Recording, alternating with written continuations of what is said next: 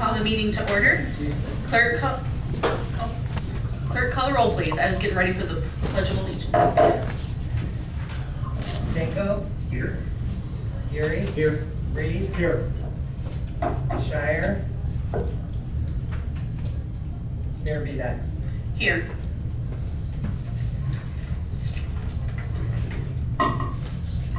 Are there any changes to the agenda?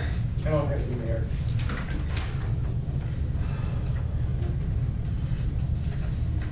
Okay. The next item is public comment.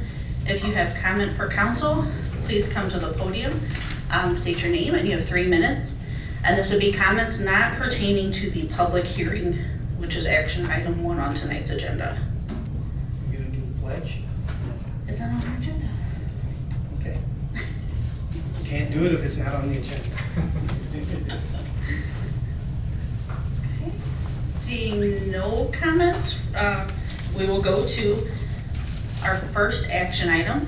Item 1 is a public hearing to be held for the purpose of considering annexation ordinances, authorizing annexation agreements to annex the following parcels located in the Circle Drive subdivision. The addresses in the short one for public hearing will be 20 through 24 Capri Street, 30, 36, 37, 61, 63, 68, 69, 70, 71, 73, 74, 77, 78, 79, 81, 82, 83, 84, and 86 Circle Drive, 42 Impala Court, 6 Imperial Drive, 7, 12, 13, 14, 15, 17, and 34 Imperial, Manhattan Drive, 1, 2, 5, 25, 27, 29, 30, 32, 33, 38, 39, 40, 41, 58, 1407, 1504, 1507, 1511, 1516, 1524, 1527, 1528, 1530, and 1532 Manhattan Drive, and then 26, 28, 31, 32, and 33 Monterey Drive. Can I get a motion and second? Second. All right, Mr. Geary with the motion and Mr. Reed with the second. At this point, we will open up public hearing for the annexation of those parcels. Oh, clerk, call the roll, please. Danko? Aye. Yuri? Aye. Reed? Aye. Mayor Bedat? Aye. Okay, now if you have comments regarding the annexation. So, just to be clear, Mayor, this is approving the annexation agreements. This is not annexing the parcels into the city, just approving the annexation agreements. So this action would tonight will authorize me to sign the annexation agreements, and then we'll go on to the next steps, Correct. which will be going to court and all. Yeah, the next step will be filing a petition with the court to annex the Circle Drive subdivision territory. And that happens in a pretty fast track time frame.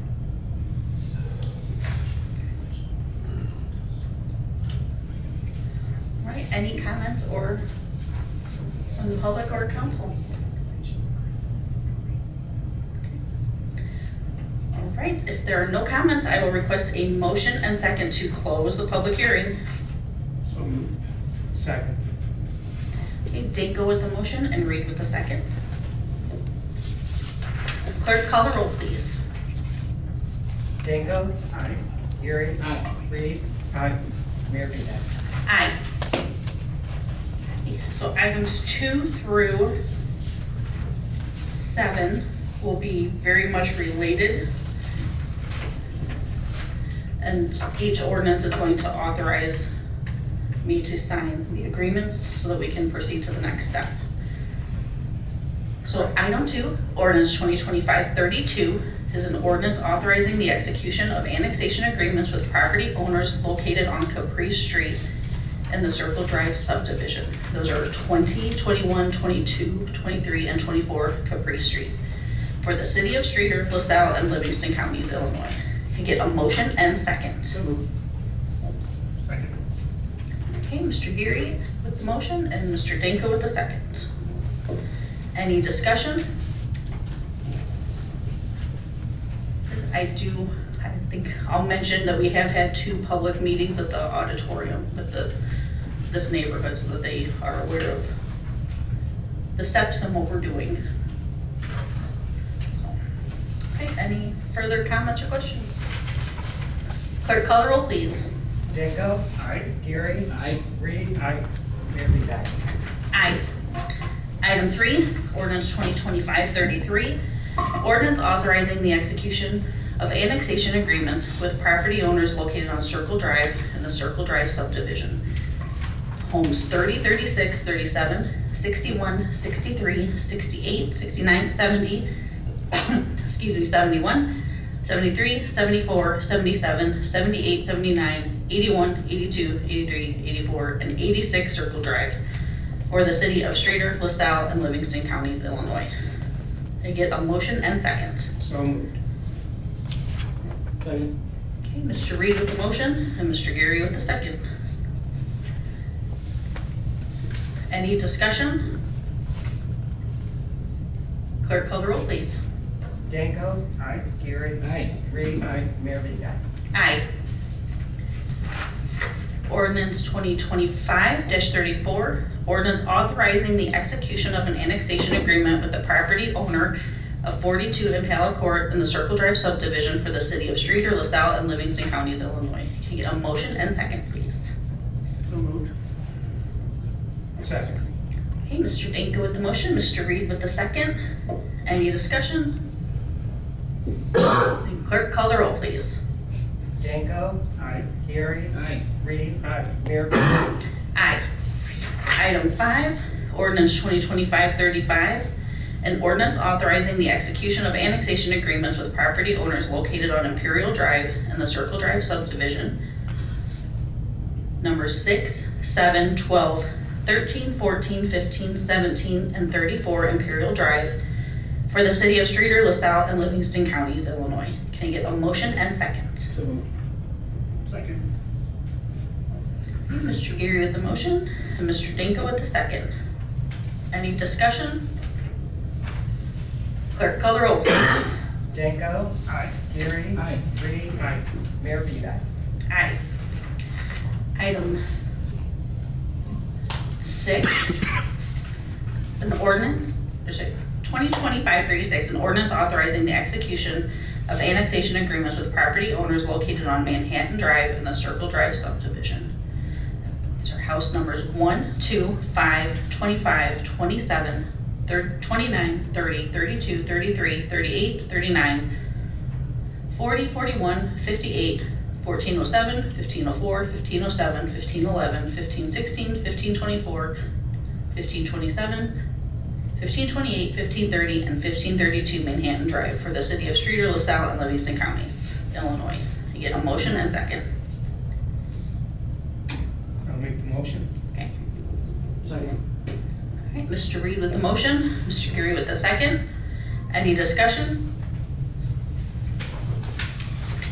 Clerk, call the roll, please. Danko, Aye. Gary, Aye. Reed, Aye. Mayor Beat. Aye. Okay, our last one, ordinance, or item 7, ordinance 2025-37, an ordinance authorizing the execution of annexation agreements with property owners located on Monterey Drive and the Circle Drive subdivision. These are house numbers 26, 28, 31, 32, and 33 Monterey Drive for the city of Streator, LaSalle, and Livingston Counties, Illinois. I get a motion and second. So moved. Second. Okay, Mr. Danko with the motion, Mr. Geary with the second. Any discussion? Okay, clerk, call the roll, please.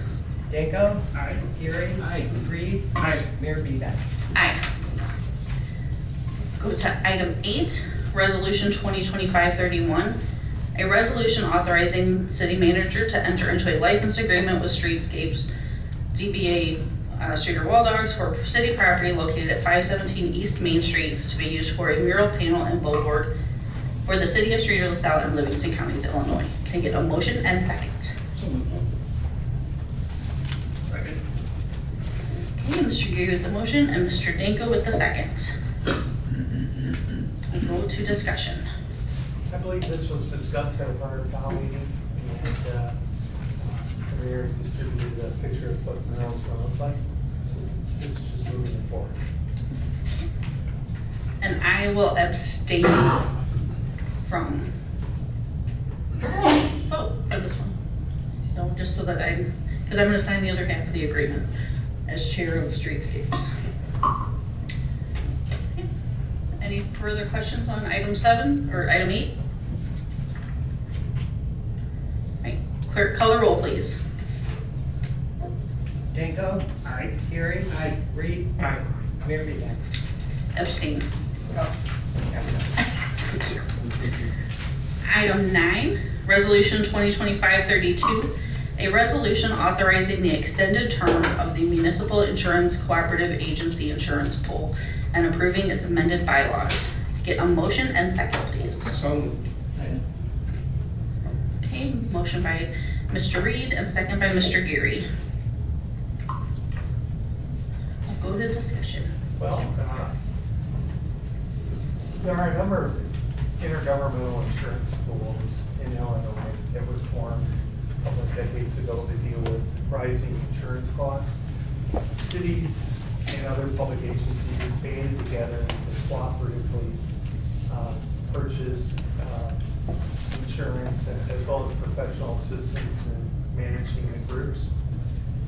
The pool that the city belongs to is MICA, and as part of its organization, it requires, I guess, renewal every decade or more. And next year, the organization will need to be renewed for a 12-year term. And it's seeking approval by all member agencies to its renewal. It doesn't bind the city's participation in the group beyond 120-day notice period. And that's a new requirement that statute has imposed on these groups. That make it difficult to change groups. There's a board meeting, MICA board meeting tomorrow in Normal, and I plan to attend.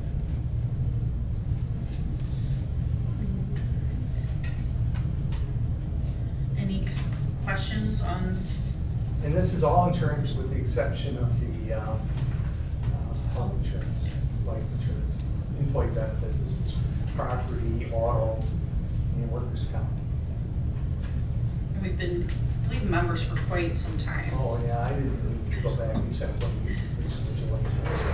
It's an involved process to shop the policy around, and, but there will be a time when it would be prudent for us to do it. But at the end of the day, over time, we're gonna be responsible for our claims. And our higher costs are largely attributed to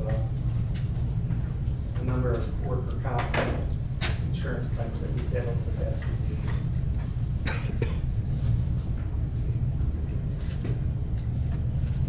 If there are no further questions, I'll ask the clerk to call the roll, please. Danko, Aye. Gary. Aye. Reed. Aye. Mayor Beeman. Aye. All right, we'll go into our discussion items. Item 1 is our annual liquor license review.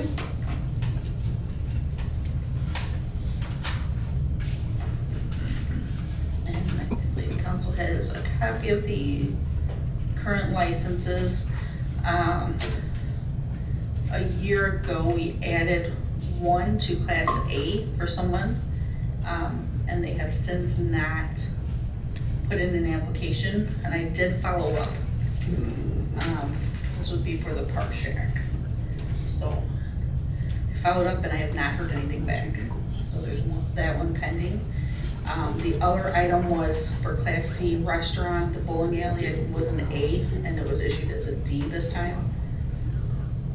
So that holds those. So there's one Class C open, which is a packaged liquor.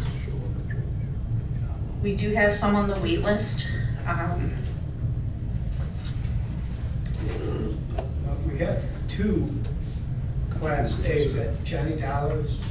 No, that's been Licenses are switched, that one is, was moved to a new owner. Okay. So one was for the Par Shack, and they had not applied for it, and the other was, the bowling alley was an A, but we issued as a D. Okay. So we may put it back as a A when the renewal comes up, to where it should be, because I don't know if it hits as a restaurant or if it Yeah. fully qualifies. That could qualify as either. From my, I guess, my standpoint with licenses, this largest request that I still receive is for places that would like a pour license so that they can get gaming. So we, 3 years ago, maybe 4 years ago, put in our code that we're limited to 4 standalone gaming facilities. We're at 4. So unless council feels strongly that you want to change that, I will keep continuing to tell people that they cannot have their, that we're capped out on that one, that we've hit our max allowable. The other that I get, so we get restaurants, and if a restaurant wants to serve food, you know, they're a legitimate restaurant, we've been pretty open to granting the license. However, I do have a lot of, I would say, convenience stores that, or gas stations that would like to get a pour license, and I've been telling them no as well. So that's where our review, where the state's pretty much the same as it has been the last few years. But that's, if someone feels strongly, I'll keep on. I'm good where they're at. Yeah. So, said if anyone in particular wants to bend your ear, I will always help them, but, so that's the biggest request that I will receive has been, or have been receiving, is someone wanting to open a gaming parlor. I remember a time when we had 89 licenses. It's 25 more than we have now. Okay. So I'll go to item 2, discussion item 2, which is sale of surplus property. There's 2 parcels at 1416 and 1418 North Sterling. Well, for the past few years, the city's policy is trying to sell these properties that we've acquired over the years, usually by demolishing dilapidated homes. We have a resident who lives at 1510 North Sterling expressing, well, an interest, a formal offer to purchase 2 lots immediately adjacent to her property. And I just wanted to give you a heads up tonight, and I plan to present next week for formal approval. Once council approves it, we'll turn it over to the city attorney to close on the lots. I don't know, are these lots that we're currently mowing? I believe so. Yes. Okay. I would gladly sell them to someone else to mow and maintain. Yeah, nothing but a win-win. I mean, Well, and gets they're it back off on of our the- yeah. obligation, gets it back on the tax rolls. And even if they don't build on it, I think they do have a desire to build it, some sort of accessory structure. But even if they don't, it effectively expands the size of their lots, and I would think a larger lot is higher property value, more taxes to us. Okay, any questions on No, I'm this? for it. Okay, then we'll bring it for formal approval next week. Item 3 is the Smith Douglas Brownfield grant application, and I believe we I'm have gonna let Jeremy handle this yes, one. I believe we have a guest as well. Mayor Council. So yes, we have a guest from A3 Environmental Consulting here. Tim is going to come up and speak. They put in an application for us last year to get some brownfield funding for the Smith Douglas site. We weren't successful, so he's going to talk about how we can be hopefully successful this year.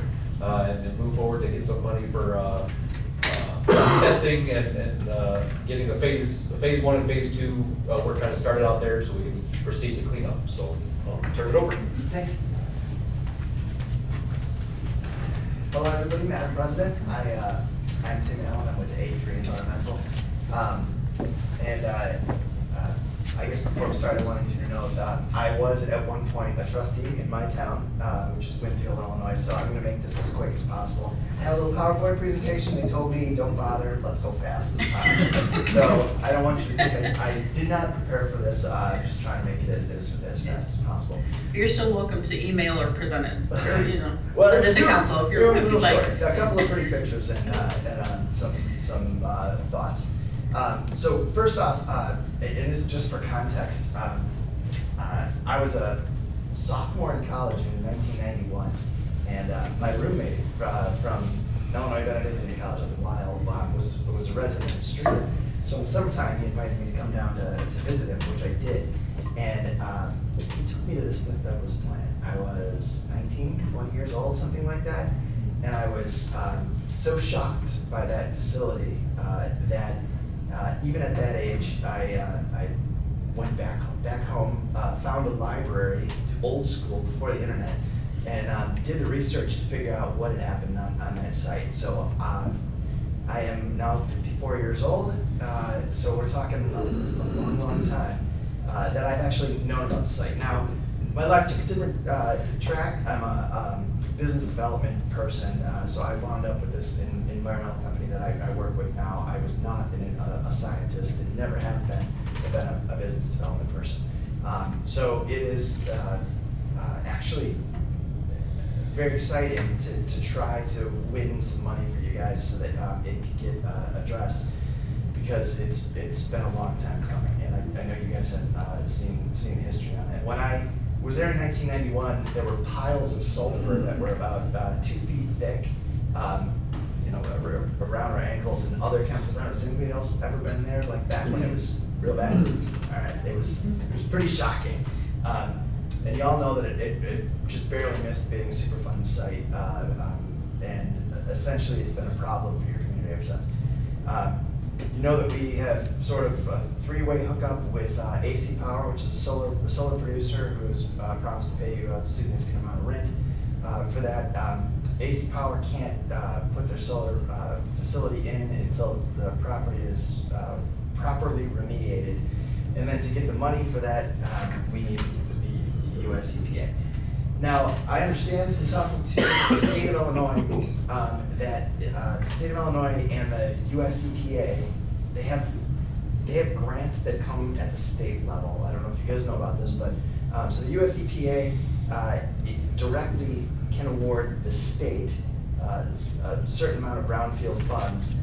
It's not everything that you need, but it's a certain amount of brownfield funds, and it's called a Targeted Brownfields Assessment Program. That kind of gets you started. It sounds like, because the state of Illinois still has to apply for that on their own behalf, right? So they're the recipient of this one, as opposed to you being the recipient. The state of Illinois would be the recipient, and then they would just give you the money. This site is incredibly deserving, and it is shocking that it hasn't been addressed sooner. But I have high hopes that the state of Illinois will receive at least those initial funds. It does not preclude us from continuing down this path to get the rest of the funds to address the site, and we should. In addition to that, and this is information that we just know because we're in the industry, the state of Illinois has set aside $5 million also to be awarded to cities such as yourself to address brownfields, and they have encouraged us and you to go after that money as well. Now, they never give out all $5 million to one place, but anything that could shovel money this direction to help remediate this would be a good thing for the community. The reason I'm here is in part to answer the questions that you might have, but I have one ask, and it should be a pretty easy ask. It's for the city council, the corporate body, to make a resolution worded as strongly as possible, with the recipient being US EPA, saying that this site is priority to the community, that it's been a challenge for years. The site is not gonna get fixed without federal help. So like, just think about like, what could you say that would be the most forceful, we need help for this site, and then a unanimous vote for that resolution. We will take that as part of your submittal package, and we'll include it. And one of the things that the US EPA likes to see is that everybody's marching in the same direction, everybody's pulling in the same direction. You know, the communities, the youth groups, the baseball teams, they all want this thing done so that it's better for the community. And it's just a resolution at the earliest convenience. We have to turn in the revised grant application in November, so you guys have plenty of time. But then again, it's just a resolution. If you'd like, we could probably help wordsmith it, but it really needs to come from you, and it needs to be as forceful as possible. But with that, I want to know if you have any questions. Do you have a card you could leave for me? I have several. So we will work through, probably Mr. Palm to put a resolution together. I don't, is everyone okay with proceeding? Yeah. Okay, before I say we will do that. So we'll work through and get something ready, probably maybe our October meeting, one of our Octobers. Have to be the October meeting, Yeah. that's due in November. Yeah. And if you want, I can send you just some thoughts on like bullet points that you might want to include, you know, the whereas and things like that, so. And that's basically it. Right. Thank you. Thank you, Mr. Allen. To item 4, which is our 2-year renewal for Streator Ambulance Services and Kurt's Paramedic Services doing business as American Medical Response Solutions, AMR. Well, it's amazing how time 3 years. flies. I lost complete track of 3 years, time October until a 1. week or two ago when the mayor mentioned, hey, it's been 3 years. Now, after we approved the original contract, I think after the first year, AMR came back to us and wanted some adjustments in the rates, but we entered into a 5-year agreement with the last 2 years as optional, so we simply need to accept the optional year. And I don't, pardon me, I didn't grab a copy of the actual contract, so I can't share with you the actual dollar amount, but it was, if I recall, just It like was normal. preset. And so it shouldn't be anything out of the ordinary. I believe everyone is happy with the service. The fire department and the company are working very well together. We've had a couple of issues with their personnel that have been addressed, and things are good. And our fire department, because of the change in our collective bargaining agreement, our firefighters are now doing more to support the efforts of the ambulance crew. I can state publicly that we're working at even enhancing the arrangement we've already made. And I'll need to talk to you in closed session about that. But I think the program is going very well. So I'll present probably a resolution on an ordinance, just authorizing the final 2 years. But if we approve the 3-year contract, I suppose we can approve the final year. Unless you just want to do it year by year. I believe Chief Bird was also, he wasn't able to make this meeting, but he was in support of also extending, so there was no issues on that side, but in 3 years, it's gone very fast. It's amazing, yeah. And we did the 3 with the 2, I think years 2, 4, and 5, because year 1, you're just, I think we were planning, we're just gonna throw money to get it running. And then year 2, we said, okay, we'll figure out what the costs are, so by the end of year 3, we should know. And so that's where we are, it's just Yeah. extending out 2 more Yeah, the one unknown that was difficult to predict when we were rushing to build the program was the extent of the federal funding. There's a source of funding coming from the federal government that unfortunately the state has claused it. So we get money from the federal government, and then we get billed by the Illinois Department of Health a significant amount. I think we had to issue a check over $100,000 of money that we got. So we keep a little bit of that, but we were expecting to keep more, but the state is clawing it back. And we're not getting money from the state to deliver this service. And it involves Medicaid money. All right? Okay, so we'll put an item on next week's agenda. Okay, our next item, item 5, is the America 250th celebration. We discussed a little bit about doing something. Any additional thoughts? Or, so, I would, I guess my suggestion would be just put a small ad hoc committee together to proceed, unless council has another idea for this. But I belong to a historical group that's all the museums and historical societies throughout LaSalle County. We meet every month, and they've been having discussions, and next month, they're all gonna bring ideas. So I may have some ideas after that. Maybe okay. one of them may What- suggest something I think we could steal or enhance or use. Repurpose. Repurpose, if you want to use that term. Reallocate.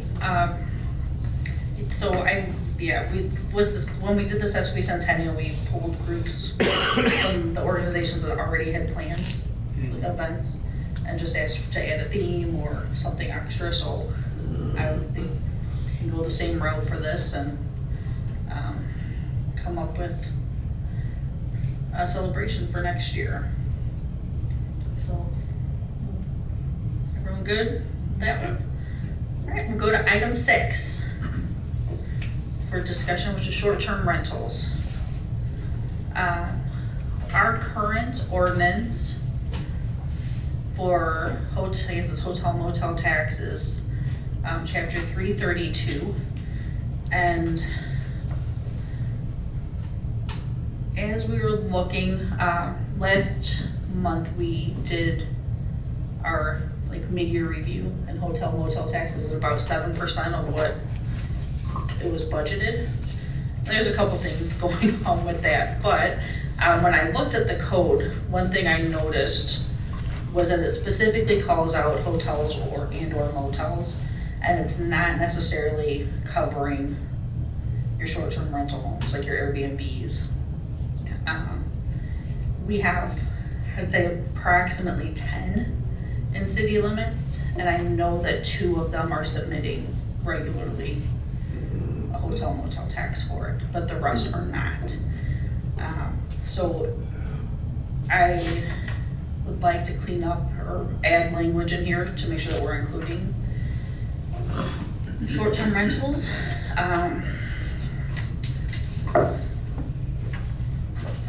And If I may, Mayor? yes. I mean, this is from the short-term rental chapter of the city code. It's actually the hotel room gross rental receipts tax. That's just the heading that was added to it. The one I have is hotel room gross. Okay. There's a sample from the city of Ottawa. Oh, is that what's in Yes. our packet? Yeah. All right, that's why I'm confused. Okay. Which I do have City of Ottawa's here as well.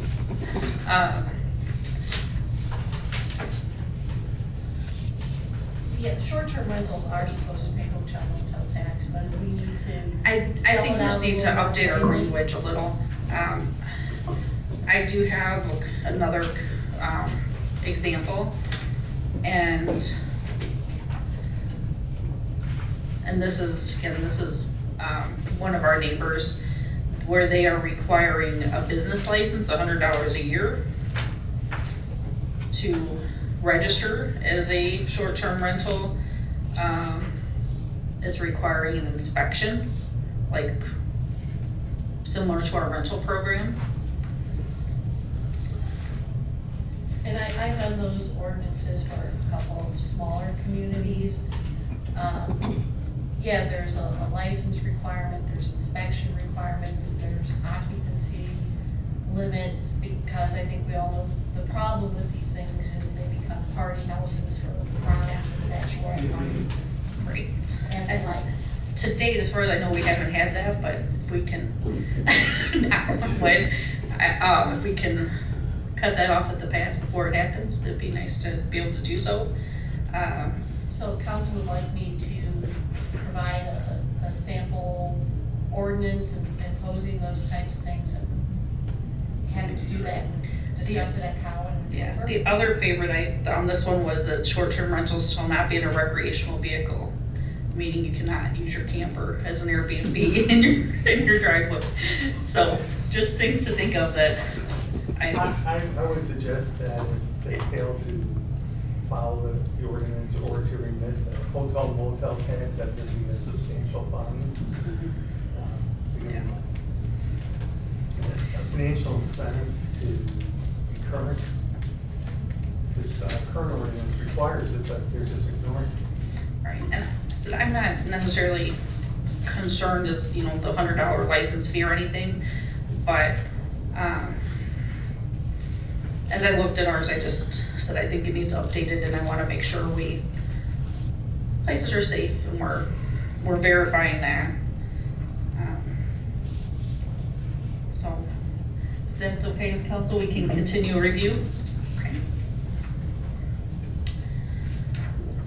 Okay, our next item, item 7, electric vehicles. This was another one I reviewed. Our current ordinance, chapter 1026, motor-driven cycles. It defines a motor-driven or electrical-driven cycle. So it says any motorcycle, motor scooter, motorized pedal cycle, motor-driven skateboard with less than 150 cubic centimeter displacement, or electric scooter, electric pedal-driven cycle, or electric skateboard, except those for like disabled persons, wheelchairs. Our 0.02 of that ordinance prohibition does not allow any electric-driven vehicle on any street, parking lot, sidewalk, public park, or property within the city.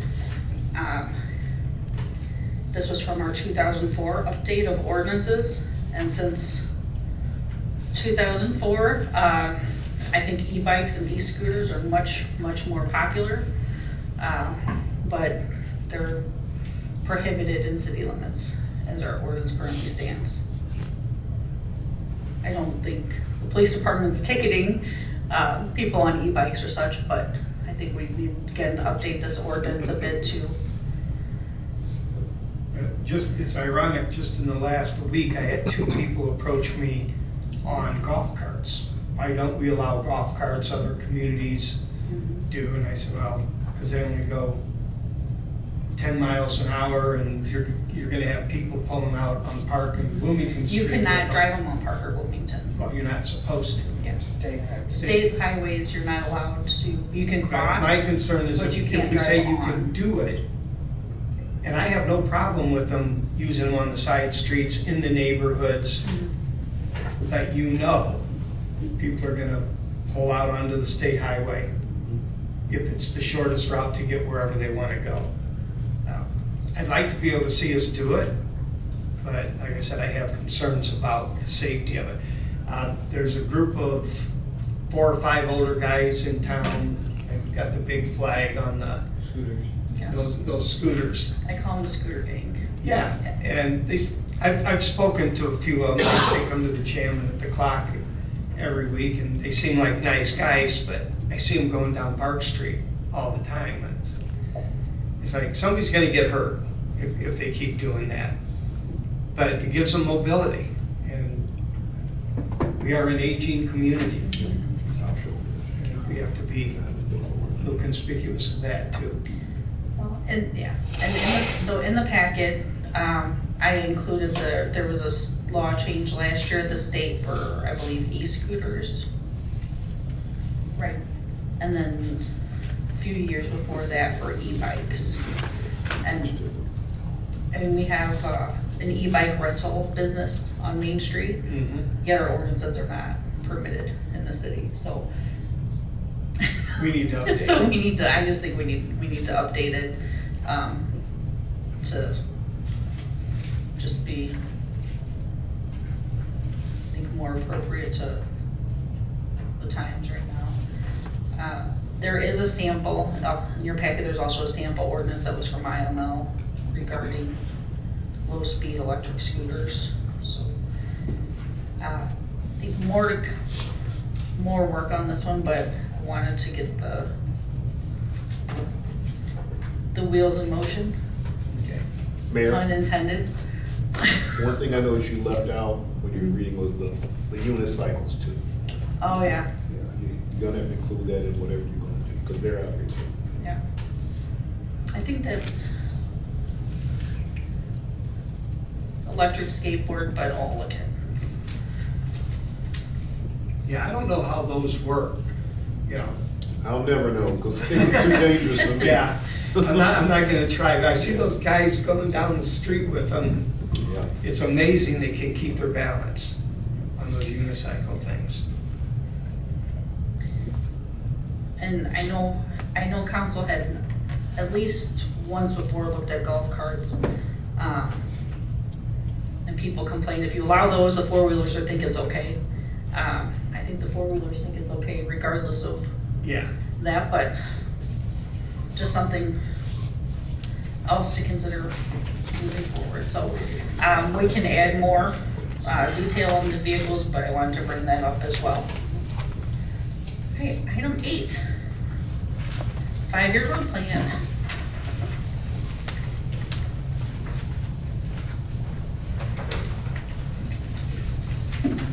Mayor Council, it's that time of year again, so we took a look at the 5-year road program, the streets proposed for next year, and then what we add into the program 5 years out.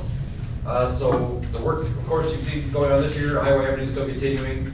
The approved plan last year was for Iowa to continue, it's the MFT funding for 25 and 26. The work, the contractor's actually doing very well. I think we might make it by the end of the year, but the committed funds will be our MFT funds for next year as well. But that work, the work we'll do next year is the same with the exception of the addition of T-Garden Road. So the condition out there, if you've been out there, is starting deteriorating. So recommending that we move that from 2029 until next year to 2026. So that'll move up. Kind of re-looked at the work. So for that moves up.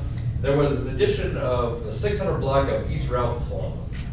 So it's just to the east of Wasson Street. If you go up there, it's a dead street. It ends at Prairie Creek.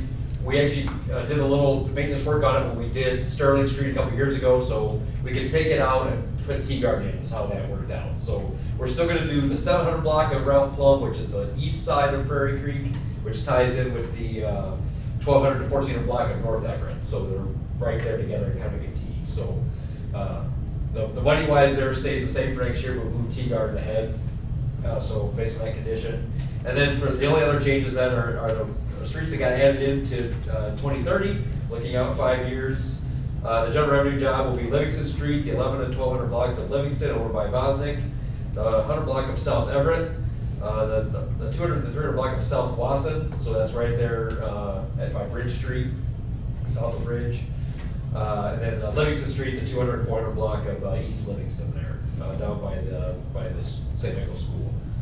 And then our MFT project for that year will be the 600 to 800 block of East Bridge and the 400 to 600 block of North Sterling. So those are all just based on every street. This is a reminder, every block of road has an assessment from 1 to 9. So 9 being brand new pavement, 1 being it's gravel road or mud road, really. 1 would be bad. So we take a look at those and try to add in and keep everything at 4 at the absolute worst, or 5 being fair. So try to get those that are on the lower end up to the 9s. So looking at that, that's how we developed those years, or those ones out in 2030. So I think, yeah, years past, unless there's any changes that the council wants, just consensus that it's okay, we'll move forward and start designing for next year's projects and keep the plan moving, so.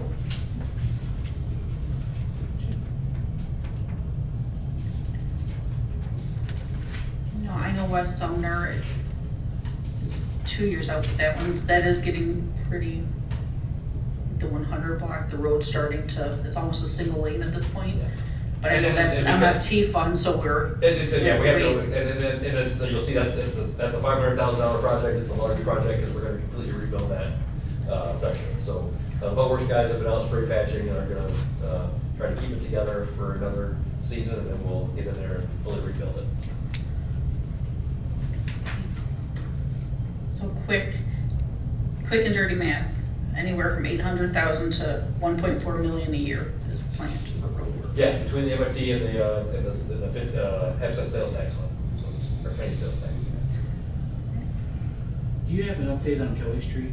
Kelly Street Bridge starts tomorrow. Yeah, I should have, we were notified by, the county is the lead on that project, so we'll be out there, Pete and I, but, it was supposed to start Monday, next Monday, well, it was supposed to start last Monday. The 3rd. They moved it to the 15th. We had a pre-construction with the engineer out there today, and they said, hey, we'll be here tomorrow. So we went and talked to the residents that are adjacent to the bridge, they couldn't be happier, so work starts, and they're anticipating that they will be done by snowfall. So they're gonna, the bridge ought to be wrecked out and gone within 2 weeks. New one's supposed to be delivered, it's a precast structure, supposed to come right after that, and they'll be moving right along, so. Yeah, the contract is 50 days on that project. Yeah. How much? 50 days. Once they start, So they have should 50 be, days to complete. should be wrapped up this year. Yeah. It's a quick Well, I turnaround. just had, a resident asked me a couple days ago about an update, and I'll ask. So, thank you. Tell them tomorrow. Thank you for that. Spring is it still technically summer? Yes, we're So still ready to it's tell spring or them. summer? Yeah. It's supposed to be 80 at the end of the week, so we're fine. Yeah. Got to the 21st. So will this be on next week for approval? I We don't- formal- If you'd like it to be, if you guys are just a consensus, I think we can just move ahead. I said it's really just telling us what we need to design next year. So if you're good with it, we'll design that. Yeah. All right, Thanks. thank you.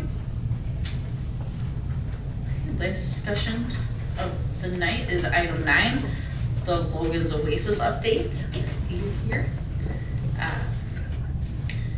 Last month, I had a quote that had all of the, the poured rubber poured in place, and it was over $200,000.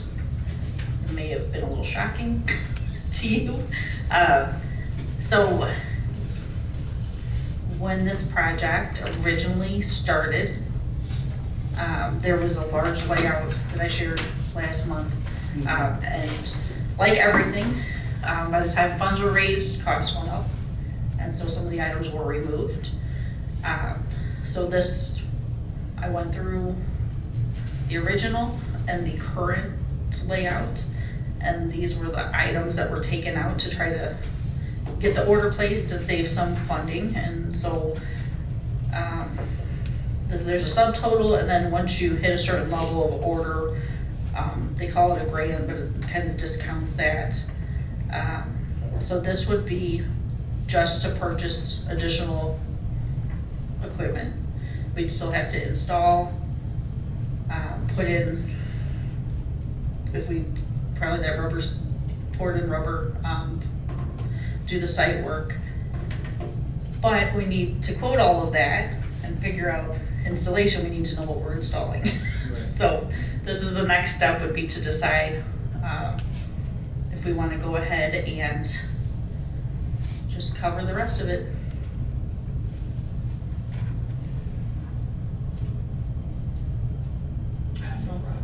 So we're looking at this number here, 36,506.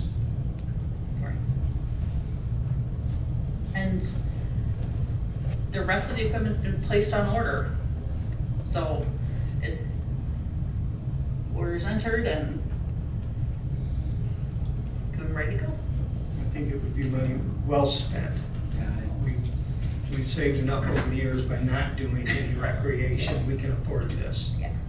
My biggest concern was that if we tried to add later and then just piece that poured in rubber together, Right. or splice it, that it would not look right and sit right, so. Best to do it all at once. Yeah.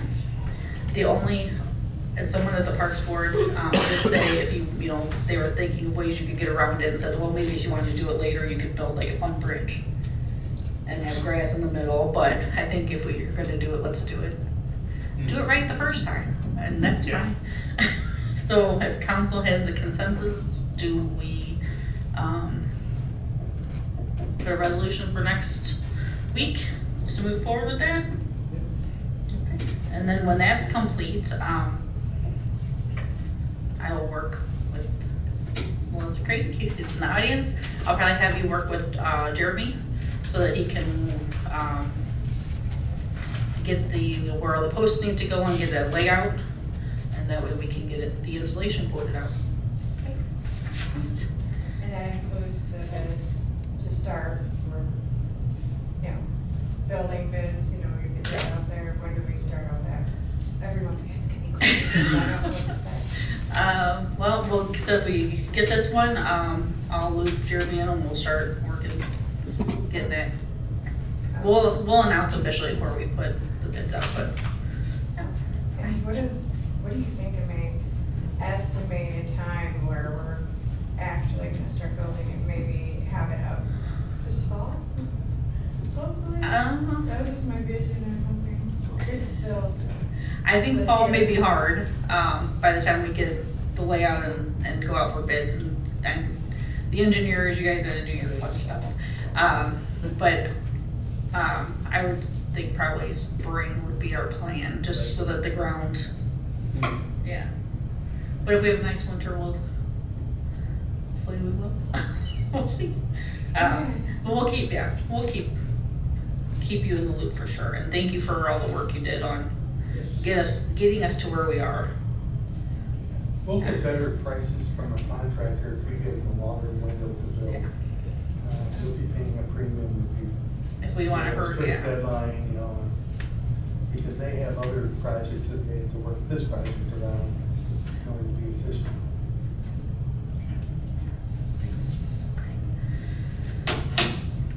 All right, that ends our discussion. So we'll go into city official comments. I'm good. I have a couple. Okay. Go for it. First off, Moon Over Buffalo is running at Angle Lane Theater. It is a hilarious show. I sat in on one of the rehearsals and got a sneak peek. So if you can get there by the weekend, try to do it. And we have a big weekend planned. We got Pluto Fest on Saturday in conjunction with the Food Truck Festival. Mayor knows more about that half of it than I do. But we have, starting Saturday morning, 11 o'clock, we have bands playing. We're gonna have a beer and wine sampling tent, vendors, a lot of fun, a lot of food. So come to City Park on Saturday. That's it. On your way to City Park, if you stop at a Star Ford and test drive a car, Streator Fest could raise money for next year's. I don't remember exactly how much. 9 to 11 is $30 per test drive. Yeah. And if you That's buy a not car bad. Saturday and during the event, we get You can test drive it to the park. Yeah, then get a corn dog and drive back. Drink some wine. Just don't get any mustard on the seat. And just do not sample wine and then drive back.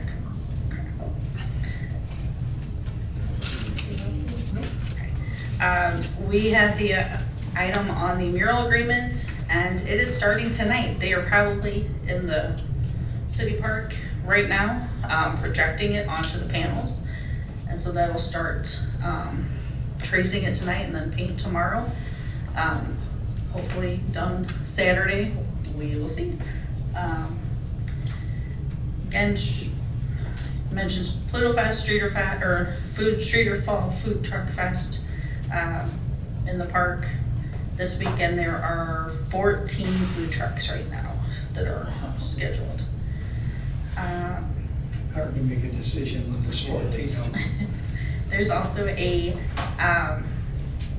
starting tomorrow, a 10-step scavenger hunt to get your steps and everything within walking distance of the city park. You have to answer some questions, take a couple selfies, and the most points gets a $100 Chamber Bucks gift card.